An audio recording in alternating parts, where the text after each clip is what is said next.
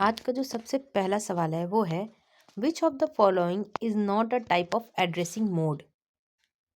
Immediate mode, direct, register indirect या फिर binary tree. Addressing mode कौन सा नहीं है इनमें से? तो करेक्ट आंसर हो जाएगा बाइनरी ट्री। चलिए अगला सवाल देखते हैं। अगला सवाल है कैश मेमोरी जो होता है वो किस प्रिंसिपल पे काम करता है? लोकेलिटी ऑफ रेफरेंस पे, फीफो शेड्यूलिंग, टाइम शेयरिंग या फिर पेजिंग। कैश मेमोरी सही जवाब हो जाएगा लोकेलिटी ऑफ रेफरेंस के ऊपर कैश मेमोरी काम करती है। अगला सवाल देखते हैं। अगला सवाल है the main advantage of pipelining. Pipelining जो होता है उसको करने का, उस टेक्निक को यूज़ करने का क्या बेनिफिट है? ऑप्शन है आपके faster clock speed, increased CPU utilisation, reduced memory या फिर लार्जर रजिस्टर्स। ये सारे आपके ऑपरेटिंग सिस्टम मिक्स क्वेश्चंस मिलेंगे आपको। ऑपरेटिंग सिस्टम से, डेटा स्ट्रक्चर से, कंप्यूटर ऑर्गेनाइजेशन आर्किटेक्चर से, इन सब से ये सारी चीज़ें क्वेश्चंस आज मैंने मिक्स रखी है, ठीक है। क्योंकि आप लोगों का कहना था कि क्वेश्चन का जो लेवल मैं रख रही हूँ वो बहुत ही ईजी है। सो आई थॉट कि ठीक है सारे टॉपिक से मिक्स क्वेश्चंस को हम लोग प्रैक्टिस करेंगे। तो बताइए इसका सही जवाब क्या हो जाएगा? इसका सही जवाब हो जाएगा कि ये जो होता है पाइपलाइनिंग सीपीयू के यूटिलाइजेशन को हमारे लिए बढ़ा देता है। चलिए अगला सवाल देखते हैं। Which is not a type of interrupt. इनमें से कौन है जो इंटरप्ट टाइप नहीं है?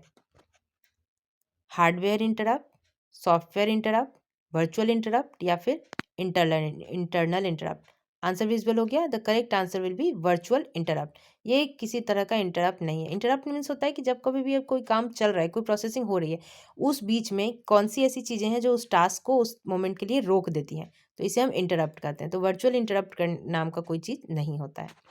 चलिए अगला सवाल देखते हैं। द इंस्ट्रक्शंस MUL मल R1 और R2 ये किस चीज़ को रिप्रेजेंट करता है? मल्टीप्लिकेशन R1 R2 ये कौन से इंस्ट्रक्शंस को रिप्रेजेंट करता है? ये कंप्यूटर ऑर्गेनाइजेशन का सवाल है। R1 equal to R1 plus R2 करना है, R1 equal to R1 minus R2 करना है, या फिर R1 equal to R1 into R2 करना है, या फिर R1 को डिवाइड करना है R2 से। The correct answer will be option C. MUL मतलब होता है मल्टीप्लिकेशन और आस्टेरिस्क मार्क से इसे रिप्रेजेंट करते हैं। चलिए अगला सवाल देखते हैं। Von Neumann architecture is based on. John von Neumann architecture वो किस चीज़ पे बेस्ड होता है? Separate instruction and data storage, unified instructions and data storage, multi processor design या फिर hardware Harvard model. Von Neumann architecture किस चीज़ पे बेस्ड है? सही जवाब हो जाएगा आपका unified instructions and data storage, ठीक है। चलिए अगला सवाल देखते हैं। Instruction set architecture acts as a bridge between. Instruction set architecture जो है वो किसके बीच में ब्रिज की तरह काम करता है? आपके ऑप्शंस हैं सॉफ्टवेयर एंड हार्डवेयर के बीच में, कंपाइलर और यूज़र के बीच में, ओएस और एप्लीकेशन के बीच में, या फिर इनपुट आउटपुट के बीच में। The correct answer will B software and hardware. Instruction set architecture जो है वो सॉफ्टवेयर और हार्डवेयर के बीच में एक ब्रिज की तरह काम करता है। अगला सवाल देखते हैं। The smallest unit of data in computer memory. Computer memory में स्मॉलेस्ट यूनिट क्या होता है? इजी है बट बहुत ही इंपॉर्टेंट और कंफ्यूजिंग हो सकता है आपके लिए। बीट, बाइट, वर्ड या nibble. The correct answer will be bit. अगला सवाल देखते हैं। RISC processors are characterised by complex instructions, large instruction set, single cycle execution या फिर slow memory access. RISC processor characterise है सिंगल साइकिल एग्जीक्यूशन। चलिए अगला सवाल देखते हैं। Which of the following is not a storage class? Primary storage, secondary storage, cache storage या फिर virtual storage. The correct answer will B virtual storage नाम की कोई स्टोरेज क्लास नहीं होती है। अगला सवाल देखते हैं। Which data structure uses FIFO principle? Stack, queue, tree या फिर graph. The correct answer will be queue, first in first out. अगला सवाल देखते हैं। BST में, बाइनरी सर्च ट्री में, लेफ्ट चाइल्ड हमेशा क्या होता है? पेरेंट से छोटा होता है, स्मॉलर देन पेरेंट्स, या फिर पेरेंट्स से बड़ा होता है, लार्जर देन पेरेंट्स, या फिर पेरेंट्स के बराबर होता है और रैंडम होता है। BST में लेफ्ट चाइल्ड के बारे में बात हो रही है, तो करेक्ट आंसर हो जाएगा स्मॉलर देन पेरेंट्स। चलिए अगला सवाल देखते हैं। टाइम कॉम्प्लेक्सिटी, मर्ज सॉर्ट की टाइम कॉम्प्लेक्सिटी क्या होती है?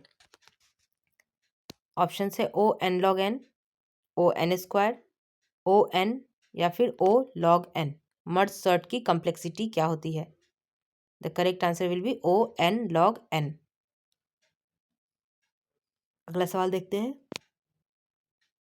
विच data structure is use in recursion? Recursion में कौन सा डेटा स्ट्रक्चर यूज होता है? क्यू, एरे, स्टैक या graph? The correct answer will be stack.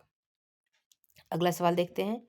In graph a spanning tree of a connected graph with n vertices has n edges, n-1 edge, n+1 edge या फिर 2n edges? Graph theory में spanning tree के connected graph में n vertices हैं तो edges कितने होंगे? The correct answer will be n-1 edges. चलिए अगला सवाल देखते हैं। Which scheduling algorithm may cause starvation? कौन से एल्गोरिदम की वजह से स्टारवेशन हो सकता है during processing? Round robin, first come first serve, shortest job next या फिर priority? The correct answer will be priority scheduling. चलिए अगला सवाल देखते हैं। Which is not a type of operating system? Batch OS, time sharing operating system, distributed operating system या local operating system? The correct answer will be local operating system. अगला सवाल देखते हैं। पेजिंग में the address generated by CPU is called? जो CPU जो address generate करता है पेजिंग के दौरान उसे हम क्या कहते हैं? Local addressing, physical addressing, virtual addressing या फिर कैश एड्रेसिंग? तो करेक्ट आंसर हो जाएगा आपका लॉजिकल एड्रेसिंग। अगला सवाल देखते हैं। Thrashing occurs due to? Thrashing किस कारण होता है? हाई CPU यूटिलाइजेशन की वजह से, हाई पेज फॉल्ट रेट की वजह से, लो मेमोरी की वजह से या फिर डेडलॉक की वजह से? Correct answer will B high page fault rate. अगला सवाल देखते हैं। बैंकर्स एल्गोरिदम किस लिए यूज होता है? प्रोसेस शेड्यूलिंग में, डेडलॉक अवॉइडेंस में, पेजिंग में या फिर फाइल मैनेजमेंट में? The correct answer will B deadlock avoidance के लिए हम लोग बैंकर्स एल्गोरिदम यूज करते हैं। अगला सवाल देखते हैं। विच normal form removes transitive dependency? DBMS के सवाल आ चुका है। 1NF, 2NF, 3NF या 4NF, BCNF? किस में ट्रांजिटिव डिपेंडेंसी होता है? यहाँ पे ट्रांजिटिव डिपेंडेंसी आपके लिए कीवर्ड हो जाएगा। जहाँ कहीं भी ये दिख जाए समझ जाइएगा 3rd NF नॉर्मल फॉर्म की बात हो रही है।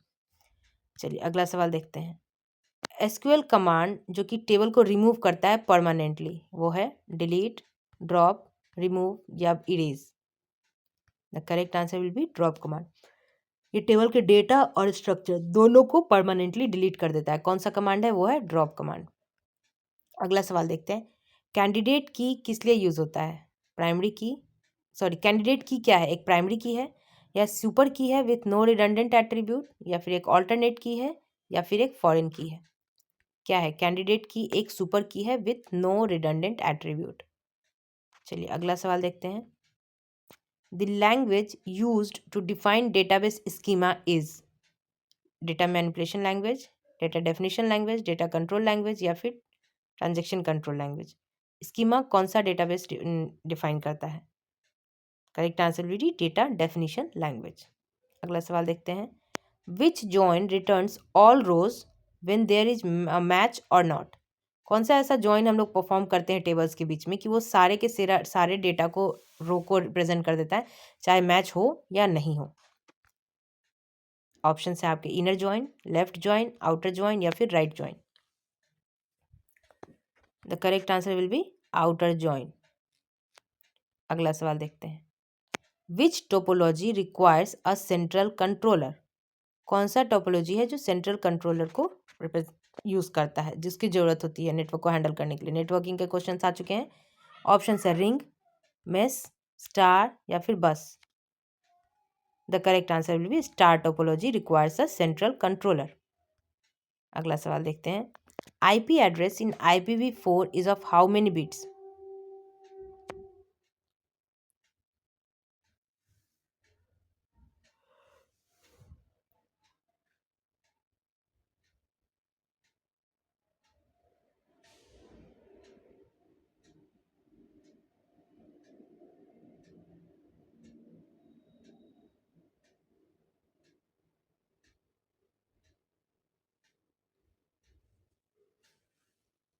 अगला सवाल है आईपी एड्रेस से सवाल है कि आईपी एड्रेस इन IPv4 वो कितने बिट्स का होता है, 32, 64, 128 या 16। The correct answer will be 32 bits. अगला सवाल देखते हैं, which protocol is used for email, easy question है, SMTP, HTTP, FTP और DNS। The correct answer will be simple mail transfer protocol, SMTP, option A. अगला सवाल है, which of the following is a connection oriented protocol, UDP, TCP, IP या ICMP। इसके बारे में मैंने डिटेल नेटवर्किंग के चैप्टर में लॉन्ग वीडियो जो बना रखी है, जिसमें मैंने नेटवर्किंग को एक्सप्लेन किया है। 9 वीडियोस हैं जिसमें सारे टॉपिक को बहुत ही खूबसूरती से एक्सप्लेन किया गया है। आप प्लीज़, मैं सजेस्ट करूँगी कि उसे आप जाके देखो।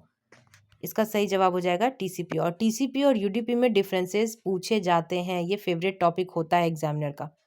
तो प्लीज़ आई विल सजेस्ट कि प्लीज़ देखिए उसको और अच्छे से कॉन्सेप्ट को क्लियर करिए। अगला सवाल है HTML, बहुत ही ईजी है, हाई टेक्स्ट मशीन लैंग्वेज, इसको ज़्यादा टाइम नहीं वेस्ट करेंगे। करेक्ट आंसर हो जाएगा hyper text markup language, option B. अगला सवाल देखते हैं, which HTML tag is use to display an image, HTML, CSS, PHP, JavaScript. ये 4 टॉपिक से मेरे टाइम में स्टेट 1 जो हुआ था 2023 में, उसमें क्वेश्चंस थे, सॉरी 24 में जो स्टेट हुआ है, कंडक्ट हुआ था, उसमें ये क्वेश्चंस PHP से थे। मुझे याद है HTML से भी थे, CSS और जावास्क्रिप्ट से भी क्वेश्चन पूछे गए थे, UPS से भी क्वेश्चन थे। तो आप ये नहीं सोचना कि हाँ ये टॉपिक के क्वेश्चंस तो नहीं आते हैं, क्यों है, नहीं, क्वेश्चंस आ सकते हैं, वेब टेक से क्वेश्चन रहते हैं। Which HTML tag is use to display an image, IMG, iMage, pic या फिर SRC। The correct answer will be IMG। The correct HTML element for the largest heading, largest heading के लिए H1 से H6 तक HTML में हम लोग heading के लिए यूज़ करते हैं, उसमें कौन सा है जो लार्जेस्ट हेडिंग के लिए यूज़ होता है। ऑप्शन है आपके हेडिंग, H6, H1 या फिर head. The correct answer will B H1। Largest heading के लिए H1 यूज़ करते हैं, स्मॉलेस्ट हेडिंग के लिए H6 यूज़ करते हैं। अगला सवाल देखते हैं, which attribute is use to provide a link in HTML, linking के लिए कौन सा एट्रीब्यूट यूज़ करते हैं, HREF, SRC, लिंक या फिर target. The correct answer will B HREF। अगला सवाल देखते हैं, विच CSS property control text size, CSS में कास्केडिंग स्टाइल सीट जो होता है, उसमें टेक्स्ट साइज किस प्रॉपर्टी से हैंडल करते हैं हम लोग, फॉन्ट वेट से, टेक्स्ट स्टाइल से, फॉन्ट साइज से या फिर टेक्स्ट साइज से। The correct answer will B font size.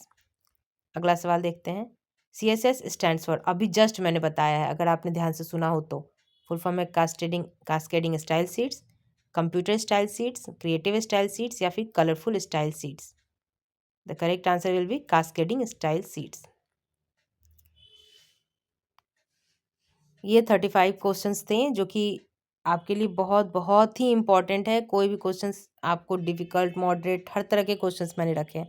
तो आई होप आज के सारे क्वेश्चंस आपको अच्छे लगे हों, आपने ज़्यादा से ज़्यादा सही सवाल दिए हों।